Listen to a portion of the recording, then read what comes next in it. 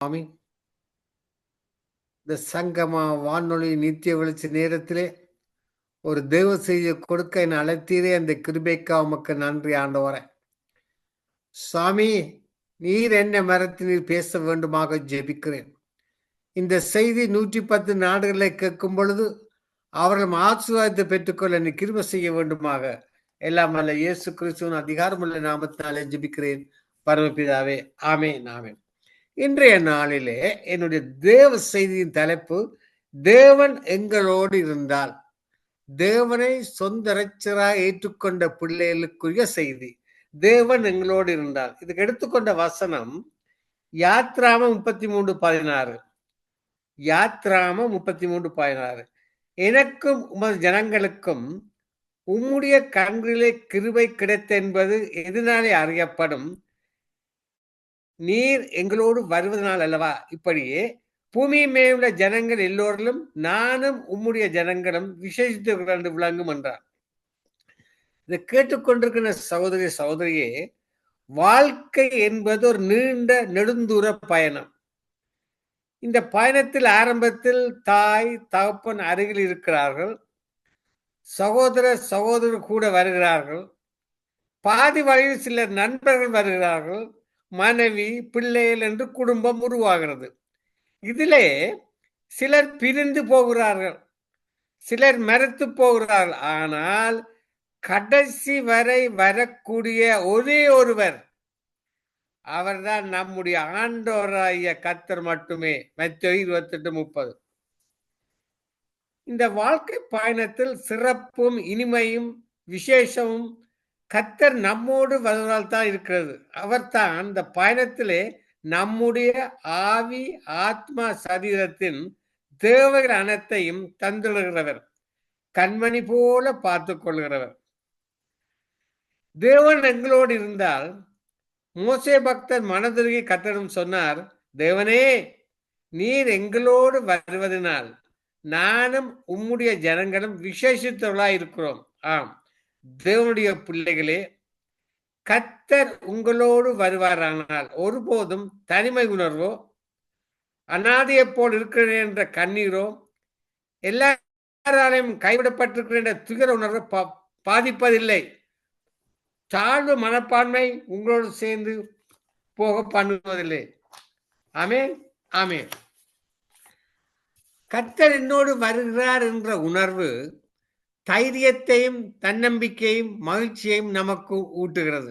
ஆம், கர்த்தர் கம்பீரமானவராய், மகிமையானவராய், ஜெயக்கிறிஸ்துவாய், தடைகளை நீக்கி போடுகிறாய், கோணலாளர்களை செவியாக்குறாய் உங்களோடு வருகிறார். பாருங்கள், இந்த செய்தி இந்த கதவை தட்டும் பொழுது பாருங்கள், கதவை தட்டும் பொழுது அருமையான ஒரு செய்தியை கொடுத்திருந்தார். இதோ வாசற்படையிலிருந்து தட்டுகிறேன். ரட்சிக்கப்படாத ஜனங்கள் ரட்சிக்கப்பட இந்த நல்ல ஒரு செய்தி, இந்த கதவை திறந்தால் அவர் அவருக்குள்ளே வாசம் பண்ணுவார். பாருங்கள், அவர் வரும்பொழுது தேவதூதர்கள், சேராபிங்கள் எல்லோரும் உங்களோடு வருகிறார்கள். சுருங்க சொன்ன போனால் முழு பரலோகமே உங்களோடு வருகிறது என்று அர்த்தம். தேவ பிள்ளைகளே, ஒவ்வொரு தேவ பிள்ளைகளுக்கும் 2 தூதுவர்களை தேவன் கட்டளை கொடுத்திருக்கிறார். ஆனா பார்க்க முடியாது. தேவ தூதர் எங்களோடு இருக்கிறார்கள், ஆனால் அவர்கள் செயல்படுகிறார்கள். நாங்கள் ஜெபிக்கும் பொழுது, துதிக்கும் பொழுது எங்களோடு கூட இருக்கிறார்கள். இந்த தடைகளை முறியடிக்க முன்பாக கடந்து போகிறார்கள். இதை கேட்டுக்கொண்டிருக்கிற சகோதரியே, எகிப்திலிருந்து கானானுக்கு செல்லும் பாதை நீண்ட நெடுந்தூர பாதைதான். அந்த பாதையில் இஸ்ரவேல் ஜனங்கள் 40 வருடங்கள் நடந்தார்கள். அவர்களில் பலவீனப்பட்டவன் ஒருவனும் இருந்ததில்லை. அவருடைய வஸ்திரம் பழையதாகி போகவும் இல்லை. எவ்வளவு நடந்தும் அவருடைய கால்கள் பலவீனமடைந்து போகவில்லை. கர்த்தர் கூடவே வந்ததினால் வனாந்திரத்திலிருந்து மன்னா பொழிந்து கொண்டிருந்தது. ஞான கண்மலையிலிருந்து ஜீவ தண்ணீர் ஓடி வந்தது. புறஜாதியார் அவர்களை பார்த்த பொழுது காண்டா மிருகத்தொத்த பெருள்ளவர்களாய் வருவதை கண்டார்கள். தேவனுடைய பிள்ளைகள் எல்லோரும் காண்டா மிருகத்தின் பிறனுள்ளவர்கள். தேவனுடைய பிள்ளைகளே, கர்த்தர் கூட வரும்போது எந்த தீங்கும் உங்களை நெருங்க முடியாது. பகலிலே வெயிலாயிலும் இரவிலே நிலவாயிலும் உங்களை சேதப்படுத்த முடியாது. அவர் உங்களோடு வரும் பொழுது உங்களை எதிர்த்து நிற்கக்கூடியவன் யார்? அவருடைய சமூகத்தில் வல்லமையும் பராக்கிரமும் உண்டல்லவா? அவர் கூட வரும்பொழுது செங்கடல் தானாக பிரிந்து வழிவிடும், ஜோர்தான் தானாக பின்னிட்டு திரும்பும்.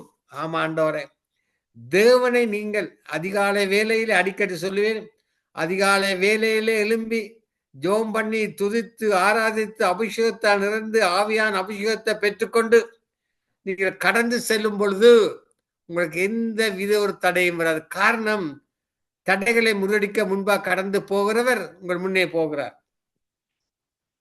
சங்கீதம் 68 வாசித்து பாருங்கள். தேவன் எழுந்தருளுவார், அவருடைய சத்துருக்கள் சிதறுண்டு, அவரை பயக்கிறவர்கள் அவருக்கு முன்பாக ஓடி போவார்கள். பாருங்கள், இந்த யாக்கோப்பு வாலிபனாய் தன்னுடைய வீட்டை விட்டு அண்ணனுக்கு பயந்து தூரதேசத்துக்கு செல்லும் போது அவருக்கு இருந்த ஒரே ஒரு ஆறுதல், ஒரே ஒரு நம்பிக்கை, கர்த்தர் தன்னோடு வருகிறது என்பதாகும். தலைமுறையாக கர்த்தரை தஞ்சமாக ஏற்றுக்கொண்டு இருந்ததினால் யாக்கோப்புக்கு தேவ பிரசன்னம், தேவ சமூகம், தேவ வல்லமை, தேவ காரியத்தின் அசைக்க முடியாத நம்பிக்கை இருந்தது. யாக்கோப்புக்கு தனது எதிர்காலம் என்ன என்பது கேள்விக்குறியா இருந்த போதிலும் கர்த்தரோ தன்னை யாப்போக்கு வெளிப்படுத்தி, நான் உன்னோடு வருகிறேன் அல்லேலூயா என்கின்ற திட்டமான வாக்குத்தத்தை கொடுத்தார். அந்த இரவு வானம் திறந்திருக்கிற யாக்கோப்பு கண்டார். பூமிக்கும் வானத்துக்கும் இடையே ஒரு பெரிய ஏணி வைக்கப்பட்டிருந்தது.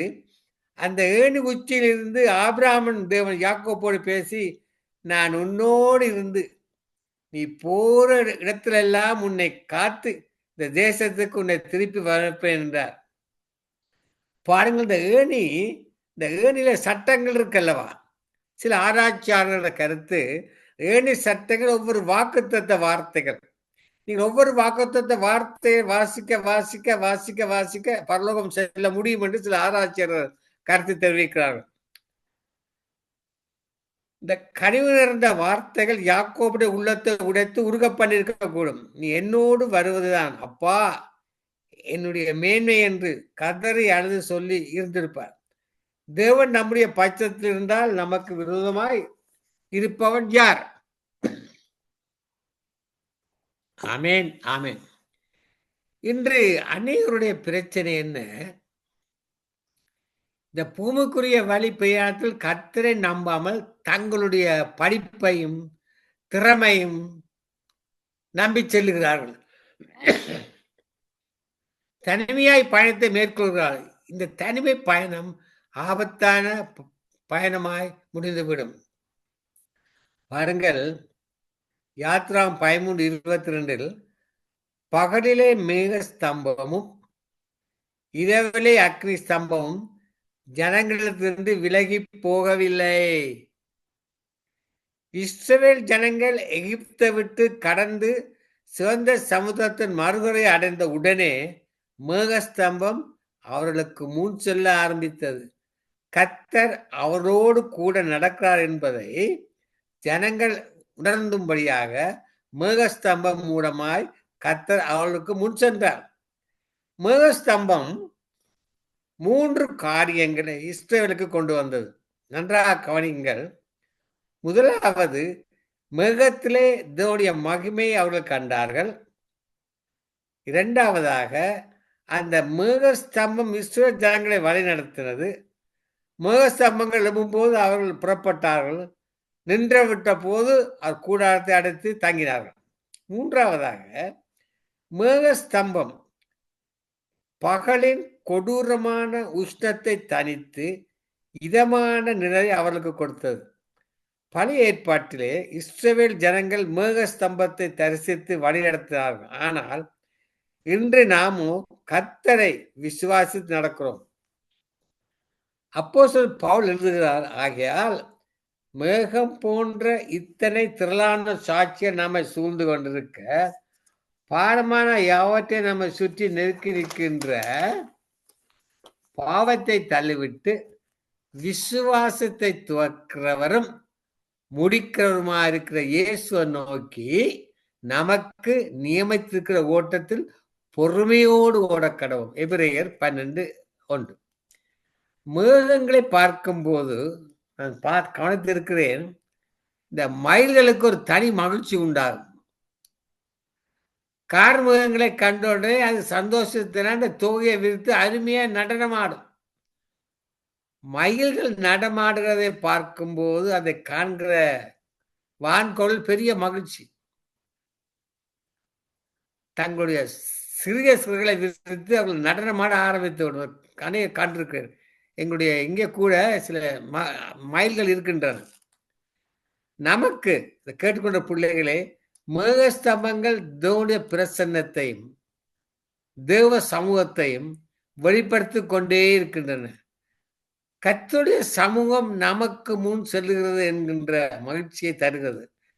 கர்த்தர் தம்முடைய சமூகத்தை வாக்கு பண்ணி, என் சமூகம் உனக்கு முன்பாக செல்லும், நான் உனக்கு இளைப்பாறுதலை தருவேன் என்றார். பாருங்கள், தாவீது அவருடைய சமூகத்தை கண்டபோது தன் முழு பலத்தோடு நடனமாடி மகிழ்ந்து கலிகூர்ந்தார். ஒரு அரசன் என்ன, உம்முடைய சமூகத்தில் பரிபூர்ண ஆனந்தமும் உம்முடைய வலது பாசத்தில் நித்திய பெருமம் என்று எழுதி வைத்தார். மேகஸ்தம்பங்கள் முன் செல்லும் போது இஸ்ரவேல் ஜனங்களுடைய உள்ளத்தில் பெரிய சந்தோஷம். வானத்தையும் பூமியையும் உண்டாக்கினவர் எங்களோடு வருகிறார். இஸ்ரவேலின் ஜெய கம்பீரமானவர் எங்களுக்கு முன் செல்லுகிறார். தடைகளை நீக்கி போடுகிறாய், கோணராவனை செவியாக்குவாய், பராக்கிரமசாலியாய் சேனைகளின் கர்த்தர் தங்களோடு வருகிறார் மகிழ்ந்து கழுகூர்ந்தார்கள். பாருங்கள், இரவிலே அக்னி ஸ்தம்பம் ஜனங்களிலிருந்து விலகி போகவில்லை. கர்த்தர் இரவையும் உண்டாக்கினார், பகலையும் உண்டாக்கினார். நம்மை பகலிலும் பாதுகாக்கிறார், இரவிலும் பாதுகாக்கிறார். அவர் நம்மோடு வழி நடந்து வருவதால் இரவில் உண்டாகும் பயங்கரத்துக்கும் பகலில் பறக்கும் அம்புக்கும் இருள் நடமாடும் கொள்ளு நோய்க்கும் மத்தியானத்தில் பறக்கும் சங்காரத்துக்கும் பயப்படாதிருப்பாய் என்று சங்கீதம் 91:5-6 சொல்வது. பகலிலே வெயிலாயிலும் இரவிலே இலவாயும் சேதப்படுத்துவதில்லை. இதோ இஸ்ரவேலை காக்கிறவர் உறங்குவதும் இல்லை, தூங்குவதும் இல்லை. இஸ்ரவேல் ஜனங்கள் பகலிலே வழிநடக்க மேகஸ்தம்பங்கள் கொடுத்த ஆண்டவர் இரவிலே நடத்த அக்னி ஸ்தம்பங்களை கட்டளையிட்டார். இரவிலே அந்த அக்னி ஸ்தம்பங்கள் பார்த்தபோது இஸ்ரவேலுக்கு எவ்வளவு மகிழ்ச்சியா இருந்திருக்கக்கூடும். ஒரு பக்கம் வனாந்திரத்தின் கொடிய குளிரை அந்த அக்னி ஸ்தம்பம் மாற்றி போதுமான வெப்பத்தை தந்திருந்தது. இருளை நீக்கி வெளிச்சத்தை பிரகாசத்தை தந்தது மட்டுமல்ல, அந்த அக்னி ஸ்தம்பங்கள் அவர்களுக்கு மிகுந்த பாதுகாப்பையும் கொடுத்தது. பாருங்கள், வனாந்திரத்திலே ஊழிடுகிற ஓநாய்கள் பாதுகாப்பு தேவை, கொடூரமான விஷ தேள்கள் உண்டு, கொள்ளிவாய் சர்ப்பங்கள் இருக்கு. அக்னி ஸ்தம்பம் சூழ்ந்திருக்கும் போது எந்த விஷ அந்துவோ எந்த காட்டு மிருகங்களோ அதை தாண்டி உள்ளே வர தீங்கிழைக்க முடியாது. தேவ பிள்ளைகளே, நீங்கள் கர்த்தருடைய அடைக்கலத்தில் இருப்பீர்களானால் கர்த்தர் உங்களை இரத்த கோட்டைக்குள்ளே வைத்துக் கொள்வது மட்டுமல்ல, அக்கி மதிலாக சூழ்ந்து உங்களை பாதுகாப்பார். கர்த்தர் நமக்கு பரிசுத்தமான அபிஷேகத்தை மட்டுமல்ல, தேவ பிள்ளைகளே, அக்கின் அபிஷேகத்தை வாக்கு பண்ணியிருக்கிறார். அவர் நமக்கு அக்னியான ஞானஸ்தானம் கொடுக்கிறவர். பூமியின் மேல் அக்னியை போட வந்தேன், அது இப்பொழுது பற்றிய வேண்டும் என்று விரும்புகிறேன் என்று வாஞ்சிக்கிறார். லூக்கா 12:49. கானான் பயணத்தை இன்பமாகவும் பயணத்தின் தேவையான பாதுகாப்பை தரவும் அக்னி ஸ்தம்பங்கள் போல் அக்னி அபிஷேகம் நம்மை பின்தொடர்ந்து வருகிறது. ஆகவே கானான் பயணத்தை உற்சாகத்தோடு நாம் மேற்கொள்ளலாம். ஆம், பரிசுத்த வழி எனப்படும் தீட்டுள்ளவன் அதிலே நடந்து வருவதில்லை. அந்த வழியில் நடக்கிறவர்கள் பேதா இருந்தாலும் திசை கட்டு போவதில்லை. எஸ்ஐயா 43:2 என்ன சொல்லுகிறது? நீ தண்ணீர்களை கடக்கும் போது நான் உன்னோடு இருப்பேன். நீர் ஆறுகளை கடக்கும் போது அவைகள் உண்மையில் பிறழுவதில்லை. நீ அக்கினி நடக்கும் போது விவேகாதிருப்பாய். எஸ்ஐயா 43:2. பாருங்கள், கர்த்தர் மோசேக்கு ஒரு மரத்தை காண்பித்தார். என்ன? அதை அவன் தண்ணீரில் போட்ட உடனே அது மதுரமான தண்ணீராமாயிற்று. இஸ்ரவேல் ஜனங்களோடு கூட மிக ஸ்தம்பங்கள் வந்தது மட்டுமல்ல, அக்கினி ஸ்தம்பங்கள் வந்தது மட்டுமல்ல, ஒரு அதிசயமான மரமும் கூடவே வந்தது. அதை அவர்கள் அறியவில்லை. அந்த மரத்தின் மேன்மை என்ன என்று அவளுக்கு புரியவில்லை. அதை அவர்கள் கவனிக்கவும் இல்லை. இந்த மரம் தான் கல்வாரி சிலுவை என்று சில ஆராய்ச்சிகள் கருத்தை கூறுகிறார்கள். ஆமென், ஆமென். எகிப்திலிருந்து புறப்பட்ட இஸ்ரவேலர் சூர் வனாந்திரத்தை 3 நாட்கள் தண்ணீர் கிடையாமல் தவித்து போனார்கள். அது ஒரு வனாந்திரம். இந்த வனாந்திரத்தை தண்ணீர் இல்லாம இருந்தா இப்படி இருக்கும். அதன் பின்பு மாறான இடத்துக்கு வந்தபோது கசப்பான தண்ணீரை கண்டு முறுமுறுத்தார்கள். மோசேயினால் தீர்வு காண முடியவில்லை. அப்பொழுது கர்த்தர் அன்போடு அந்த மரத்தை காண்பித்தார். அது என்ன மரம்? அது ஏதேன் தோட்டத்திலே ஜீவ விருட்சமாக நின்ற மரம். ஈசா என்னும் அடிமரத்திலிருந்து துருத்த மரம். காட்டு மரங்களுக்குள்ளே இனிமையான கனிகளையும் மகிழ்ச்சியான நிழலையும் சிச்சிலி மரம். சிச்சிலி மரம், சிச்சிலி பழம், அப்பிள் என்று சொல்றார்கள். நான் அந்த கேள்வி பதில் நிகழ்ச்சியிலே ஒரு கேள்வி வந்தது. சிச்சிலி பழம் என்றால் என்ன? அதுக்கு அநேக கருத்து சொன்னாலும் அது அப்பிள் பழம் என்று முடிவிலே நாங்கள் முடிவெடுத்தோம். அவர்தான் கல்வாரி மரத்திலே நமக்காக ஜீவனை கொடுத்த இயேசு கிறிஸ்து. தேவனுடைய பிள்ளைகளே, கர்த்தர் நம்மோடு வருகிறது மட்டுமல்ல, நமக்காக தியாகமும் செய்திருக்கிறார். அடிக்கப்பட்டு, நொறுக்கப்பட்டு, பிழியப்பட்டு, தன்னுடைய வெளியேறப்பட்ட இதயத்தை சிந்தி இருக்கிறார். உங்களுடைய வாழ்க்கையிலே பலவிதமான கசப்புகள் வரும் பொழுது கல்வாரி மரத்தில் நொறுங்குண்ட இயேசுவை நோக்கி பாருங்கள். இயேசுடைய பிள்ளைகளுக்கு பாடுகள் வரும், கலக்கங்கள், துன்பங்கள், பிரச்சனை வரும் பொழுது நீங்க அந்த கல்வாரி சிலுவையின் மரத்தை நோக்கி பாருங்கள். உங்கள் வாழ்க்கையிலே என்னென்ன பிரச்சனைகள் வந்தாலும் இந்த கல்வாரி சிலுவையை நோக்கி பாருங்கள். நீங்க செய்ய வேண்டியதெல்லாம் உங்களுடைய வாழ்க்கையை கர்த்தர் கரத்திலே ஒப்புவிப்பதுதான். இதை கேட்டுக்கொள்கிற சோதனை சோதனையே,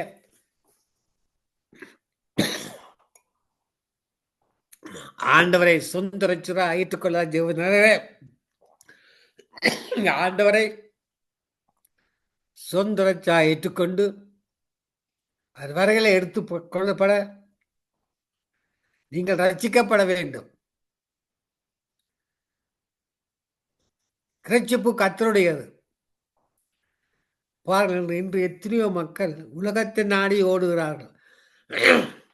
சன்னியாசி சாதகம் என்று ஓடுகிறார்கள். இந்த உண்மையான தெய்வத்தை கண்டறிய, இந்த வார்த்தையின் வல்லமை அறிந்து கொள்ள பிசாசானம் விடுகிறதில்லை. அநேக தடைகளை போடுவான். அதனால இந்த உண்மையான தெய்வத்தை அவர்கள் கண்டுகொள்ளவில்லை. நாங்கள் இந்த சங்கம வானொலி நித்திய ஒளிச்ச நேரம் 24 மணி நேரமும் வார்த்தையை கொடுக்கிறோம், பாடல்களை கொடுக்கிறோம், சாட்சிகளை கொடுக்கிறோம், கேள்வி நிகழ்ச்சியை கொடுக்கிறோம். என்ன? எல்லோரும் ரட்சிக்கப்பட வேண்டும். இந்த சங்கம வானொலியின் முடிவு எல்லோரும் ரட்சிக்கப்பட வேண்டும் என்று தாகத்தோடு வாஞ்சோடு தான் அநேக தேவ பிள்ளைகள், அநேக தேவதாசர்கள் வார்த்தையை கொடுக்கிறார்கள், பாடலை பாடுகிறார்கள். காரணம், ஆண்டவர் வருகையிலே எல்லோரும் ரட்சிக்கப்பட வேண்டும். ஜெபம் பண்ணுவோமா? அன்பான பரலோக தகப்பனே சுவாமி, நீர் எங்களோடு வருவதனால், நீர் எங்களுக்குள் இருக்கிறீர். பரிசுத்த ஆவியானவரே, நீர் எங்களுக்குள் வாசம் பண்ணுகிறீர். தேவனே, நீர் எங்களோடு கூட வாரும், எங்களுடைய கரம் பிடித்து நடத்தும். இந்த உலகத்தை நாங்கள் கடந்து போகும்போது எந்த ஒரு தீங்கும் எங்களை அணுகாதவர் சுவாமி. எங்களை பாதுகாத்து எங்களை ஆசீர்வதித்து வழிநடத்த வேண்டுமாக. எல்லாம் அல்ல இயேசு கிறிஸ்துவின் அதிகாரமுள்ள நாமத்தினாலே ஜெபிக்கிறேன் பரமபிதாவே. ஆமென், ஆமென்.